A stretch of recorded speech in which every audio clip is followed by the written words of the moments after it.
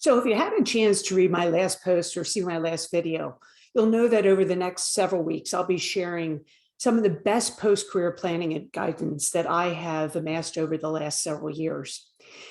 My last post and last video talked about these top 4 things. 1, well before you think it necessary, start planning. Secondly, the first thing you want to start doing is thinking about how you're going to replace the 5 benefits of work. Third is no one is ever 100% prepared for a post-career life. Do it anyway. And finally, I talked about that post-career planning needs time, focus, and attention. So grab your calendar, grab that journal, beverage of choice, and every week make a date with yourself to spend time thinking about what's next. So the next 4 pieces of advice that I'd like to share with you. The first is take time to pause. Done some post-career planning. Today's the big day. Now what? As the old Coke commercial says, the pause that refreshes is so important for X number of days. You determine the number of days once the big day has happened to just be. Take time, celebrate at what got you to this point, acknowledge the emotions that you're going through, and practice really great self-care. Secondly is once that period of pausing has taken place, now it's time to make sure you have a schedule in place for the next several weeks. Again, think about it. You've just gotten off the merry-go-round and your 9-to-5 world is no longer. So it's really important to put some structure, some schedule into your life. A lot of women share with me that they feel like they're going to plummet into post-career life if they don't have a schedule in place. So what goes in that schedule? Well, you can certainly make it all fun things, or you can start by writing down in your calendar all those things that you enjoy doing on a daily basis: exercising, puzzles, reading, etc., gardening.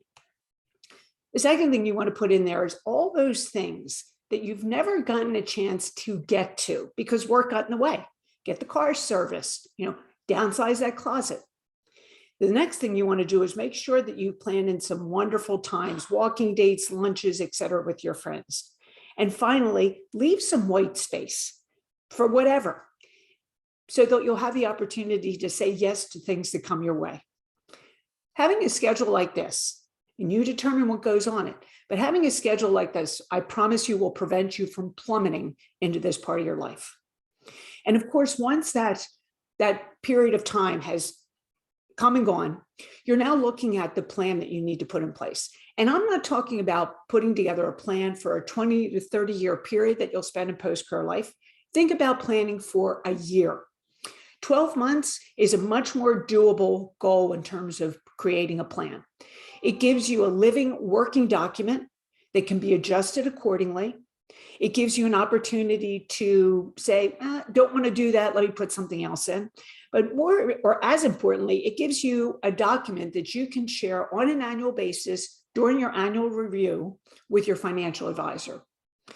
And finally, the last thing is, as part of this plan, please make sure that you are very mindful about planning for the mind, body, and spirit part of your wellness journey. That's just as important as all the other things that are going on to your plan. I leave you this week with a quote, one of my favorites by Abraham Lincoln. The best way to predict the future is to create it. Thanks for taking an opportunity to take a listen, share it with your friends. And by the way, I do have a program coming up this Saturday at 3 o'clock with Amava. If you're interested, please email me at autumn@designretirement.org and I'll send you the registration link. Thanks again for listening. Enjoy the rest of your day.